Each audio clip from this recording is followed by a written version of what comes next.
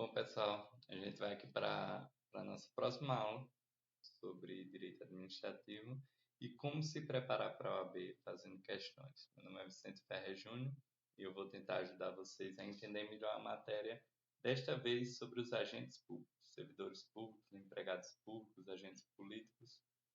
Vamos lá. Primeira questão de 2022, deste nosso ano.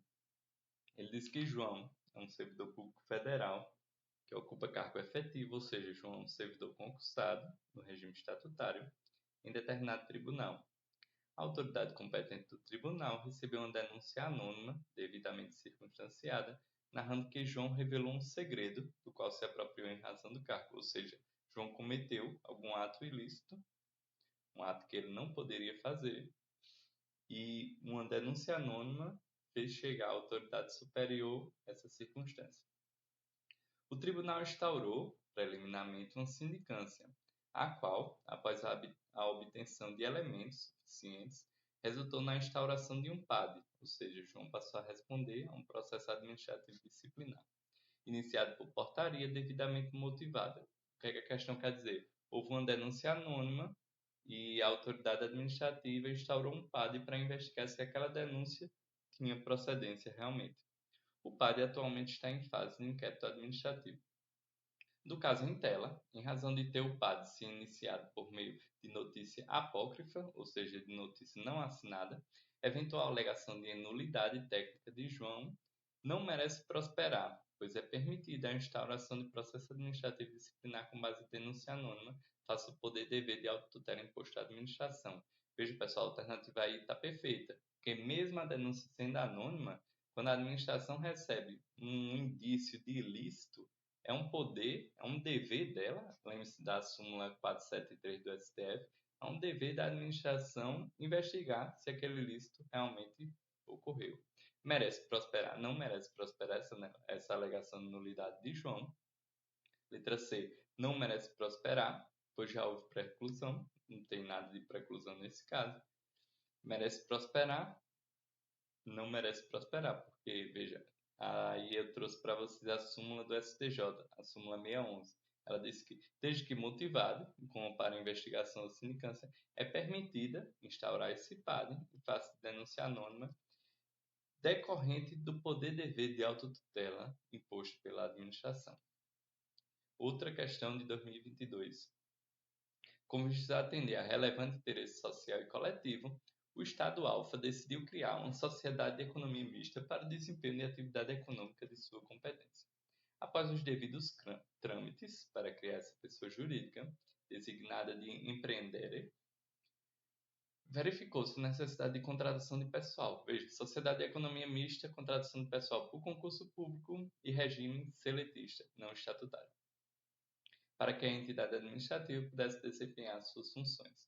Considerando a situação, assinala a alternativa correta. Por desempenhar a atividade econômica, não há necessidade de fazer concurso público. Falso.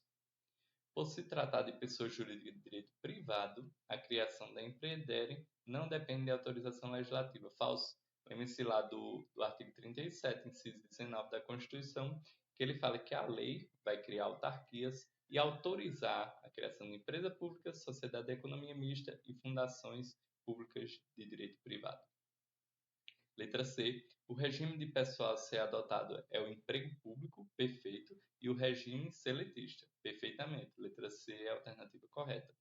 A empreender é uma pessoa jurídica de direito público? Não, é uma pessoa jurídica de direito privado. Sociedade de economia mista tem a criação autorizada por lei, é uma pessoa jurídica de direito privado, regime seletista via emprego público e a contratação obrigatoriamente via concurso público. Terceira questão. Adolfo é servidor público estável em um pequeno município, ocupante de cargo administrativo de carreira junto ao Poder Executivo, cuja remuneração é composta por algumas rubricas, conforme determinados.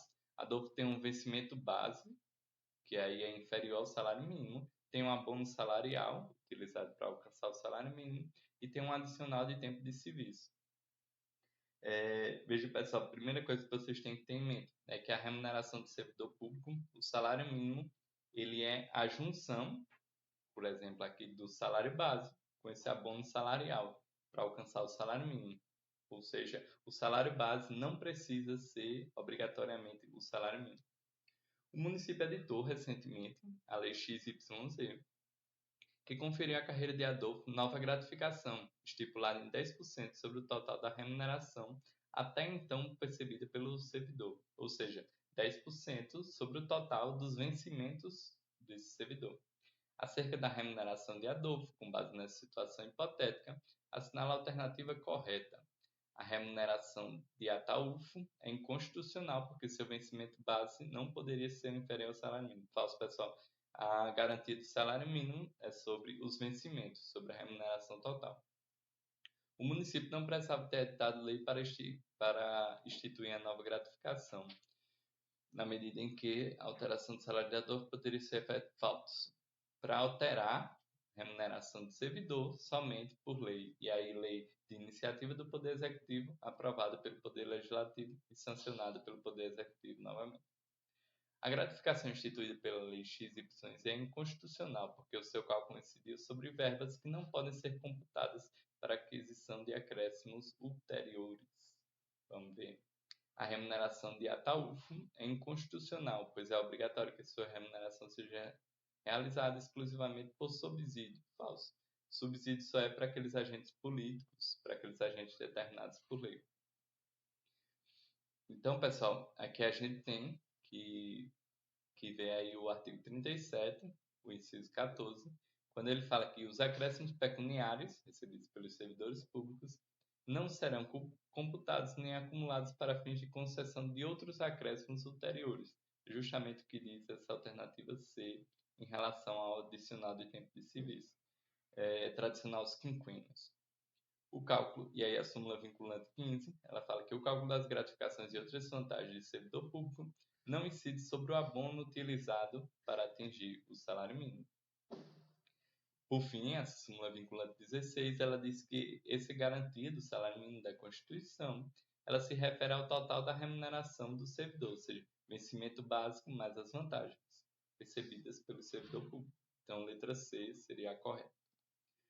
O MPF, Ministério Público Federal, denunciou Marcos, fiscal da Receita Federal, pelo crime de peculato doloso, em decorrência da existência de provas contundentes de que tal servidor apropriou-se de dinheiro público de que tinha em guarda.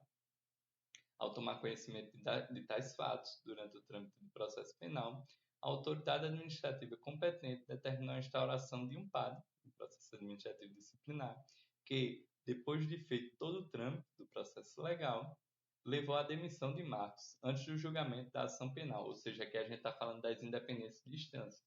Instância civil, instância penal, instância administrativa. Elas são instâncias independentes e a esfera penal só vai agir sobre a civil e sobre a administrativa quando ela decidir que não houve autoria, ou seja, que não foi Marcos que cometeu essa autoria, ou que não houve fato, ou seja, que não houve um peculato nesse caso. Qualquer outra possibilidade de absolvição penal, como por exemplo uma prescrição, uma absolvição por inexistência de provas, não vai influir nem na esfera civil nem na esfera administrativa. Sobre a questão apresentada, assinala a alternativa correta. A administração fica vinculada à capitulação estabelecida no processo penal, vedada a existência de qualquer falta residual no âmbito administrativo, considerando que o peculato constitui crime contra a administração pública. Falso, pessoal, aqui, como eu estava explicando a vocês, a gente tem independência das instâncias civil, penal e administrativa. A demissão de Marcos na esfera administrativa é válida, mas a superveniência de eventual sentença penal absolutória por ausência de provas, falso. Se fosse uma sentença absolutória por Marcos não ter cometido o crime expressamente, aí sim atingiria a esfera administrativa e seria um caso de reintegrar o servidor. Letra C.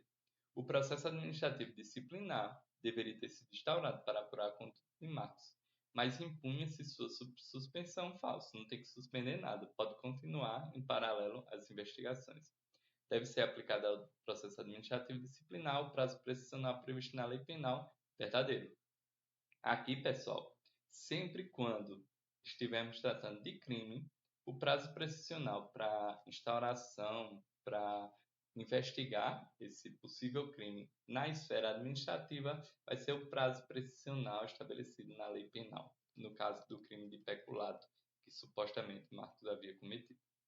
E aqui, pessoal, a 8.112, que é a lei estatutária, a lei que regime o regime estatutário dos servidores da União, ele diz que a ação disciplinar irá prescrever, quando previsto na lei penal, aplicam-se justamente os requisitos da lei penal, ou seja, as infrações disciplinares, elas incidirão no prazo de prescrição da lei penal.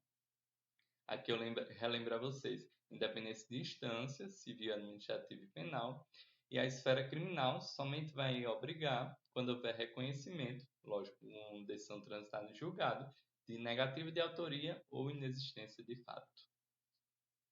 Por fim, para finalizar a última questão, ela diz que Amadeu, assim que concluiu o ensino médio, ingressou e inscreveu-se e foi aprovado em concurso público para o cargo de técnico administrativo do quadro permanente de determinado tribunal, ou seja, Amadeu, servidor estatutário, ocupante de cargo público.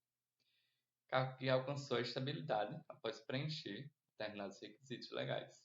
Enquanto estava no exercício das funções desse cargo, Amadeu cursou e concluiu a Faculdade de Direito, razão pela qual decidiu prestar um novo concurso público e foi aprovado para ingressar como advogado de certa sociedade de economia mista que recebe recursos da União para seu custeio em geral.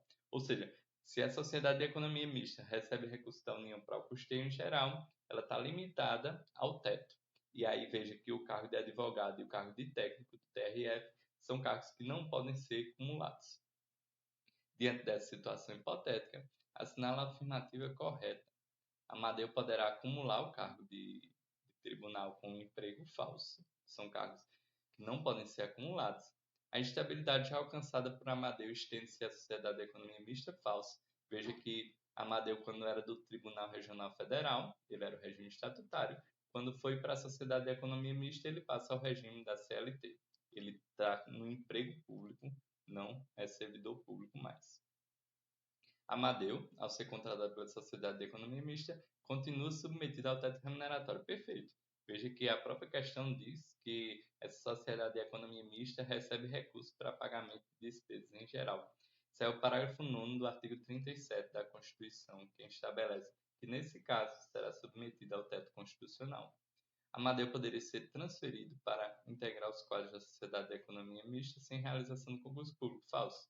Não tem essa modalidade de ocupação de emprego público através da transferência de um cargo estatutário. Então, pessoal, atenção que o teto de gastos para empresa pública e sociedade de economia mista, ele vai incidir quando elas receberem recursos ou para despesa de pessoal ou para custeio em geral. É isso, pessoal. Isso aqui foi nossa aula sobre agentes públicos. Espero que vocês tenham gostado. Bons estudos!